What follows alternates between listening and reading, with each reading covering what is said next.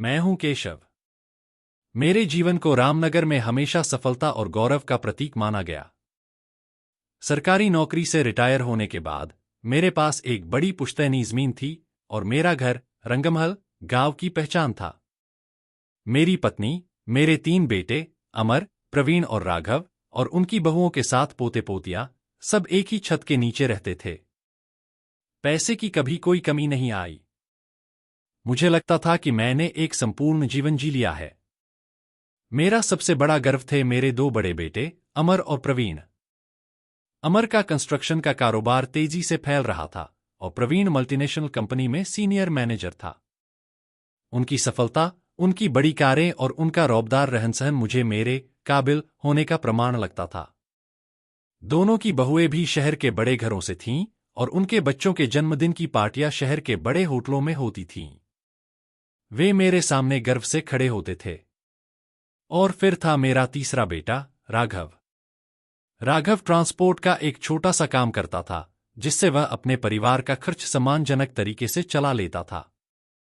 उसकी पत्नी मीना भी गांव के ही एक स्कूल में पढ़ाती थी।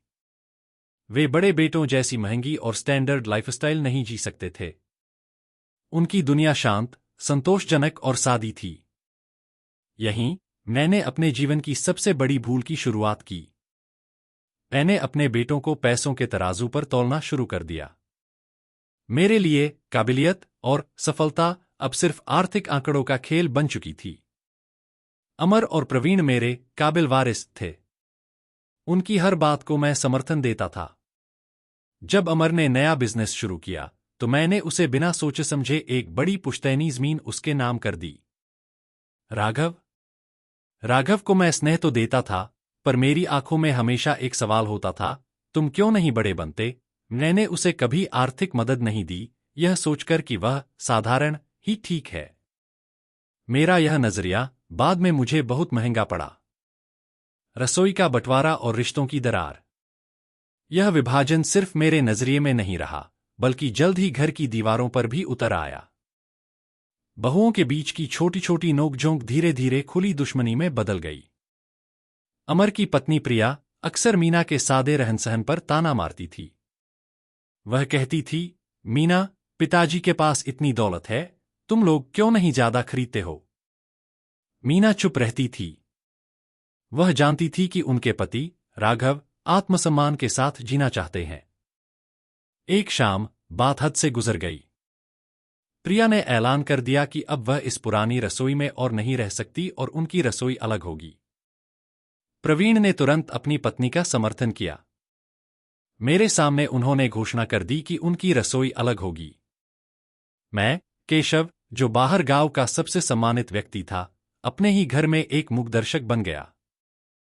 मैंने विरोध नहीं किया, क्योंकि मैं अपनी काबिल बहुओं को नाराज नहीं करना चाहता था। राघव और मीना ने भी बिना किसी शिकायत के अपना कोना अलग कर लिया।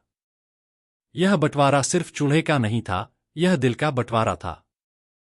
मेरे दोनों काबिल बेटों ने यह साबित कर दिया कि उनके लिए व्यक्तिगत सुविधा पारिवारिक एकता से ज्यादा जरूरी थी। और मैंने उनके इस स्वार्थ को स्वीकार करके अपने ही परिवार की नींव को कमजोर कर दिया। लकवे का तूफान, जब दौलत ने मुंह मोड़ा। मैं 70 वर्ष का था जब मेरे जीवन का सबसे बड़ा झटका लगा। एक दोपहर मुझे अचानक लकवे पैरालिसिस का दौरा पड़ गया। मैं धड़ाम से जमीन पर गिर गया। मेरे हाथ पैर शिथिल पड़ चुके थे। मैं हिल नहीं सकता था, पर सुन सब कुछ रहा था।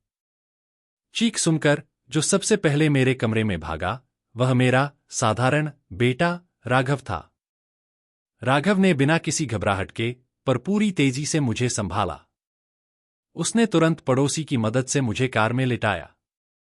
थोड़ी देर में अमर और प्रवीण भी पहुंचे। उनकी प्रतिक्रिया चिंता से कम और निराशा से ज्यादा भरी थी। अमर का पहला सवाल खर्चे पर था और प्रवीण का सवाल था कि रोज हॉस्पिटल कौन आएगा, क्योंकि उनकी कंपनी ने उन्हें छुट्टी देने से मना कर दिया था। मुझे एहसास हुआ कि उनके लिए मैं अब एक प्यारे पिता कम और एक भारी जिम्मेदारी ज्यादा था।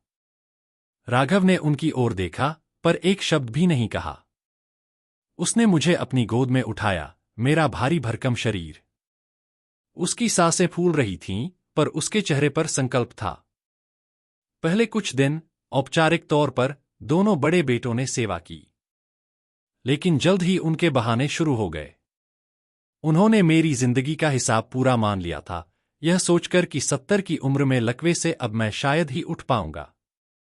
उन्होंने धीरे धीरे आना बंद कर दिया। निस्वार्थ सेवा की तपस्या। राघव अकेला रह गया। उसने अपनी ट्रांसपोर्ट की नौकरी पूरी तरह छोड़ दी।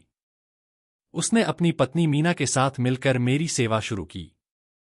उनके पास पैसा कम था, पर समय और दिल बहुत बड़ा था। राघव मुझे गोद में उठाकर टॉयलेट तक ले जाता, मेरा शरीर पोंछता, मुझे नहलाता।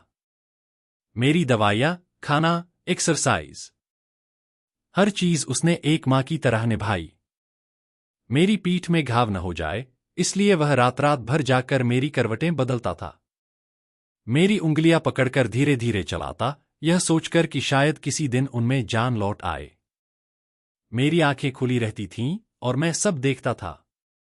मैं देखता था कि मेरे सफल बेटे कभी फोन भी नहीं करते और मेरा साधारण बेटा अपनी पूरी जिंदगी मेरी सेवा में समर्पित कर चुका है। मैंने जिंदगी भर जिस काबिलियत की पूजा की थी, वह मेरे बिस्तर के पास तक नहीं आई, और जिसे मैंने उपेक्षित किया था, वही मेरे लिए जीवनदाता बना। 6 महीने बाद राघव की तपस्या रंग लाई। डॉक्टर भी हैरान थे।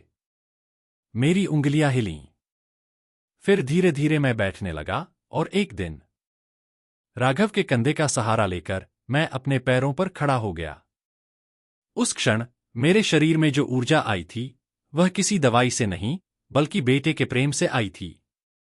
कर्मों का न्याय और राघव का उत्थान। मेरी आंखें खुल चुकी थीं। मेरे मन में अपने बेटों के प्रति कोई दुर्भावना नहीं थी, सिर्फ अपने नजरिए पर पछतावा था। मैं राघव को गले लगाकर रोया। राघव, तूने मुझे जीवनदान दिया। मैंने तुझे कभी कुछ नहीं दिया। अब मुझे प्रायश्चित करने दे। इससे पहले कि मैं अपनी संपत्ति का बंटवारा करता, नियति ने अपना फैसला सुना दिया। राघव की ईमानदारी और निष्ठा को देखते हुए उसे एक बहुत बड़ी कंपनी में उच्च पद पर सरकारी नौकरी मिल गई।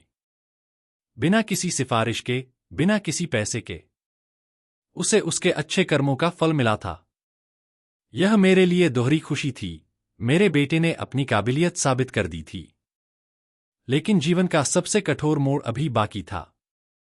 एक शाम मेरे बड़े बेटे अमर, जिसे मैं सबसे ज्यादा काबिल मानता था, उसे दिल का दौरा पड़ा। यह इतना तेज था कि घर में चीख पुकार मच गई। मैं दीवार पकड़कर दरवाजे तक आया, पर मेरे पैरों में इतनी ताकत नहीं थी कि मैं उसे छू सकूं। और 1 घंटे के अंदर डॉक्टर बाहर आए।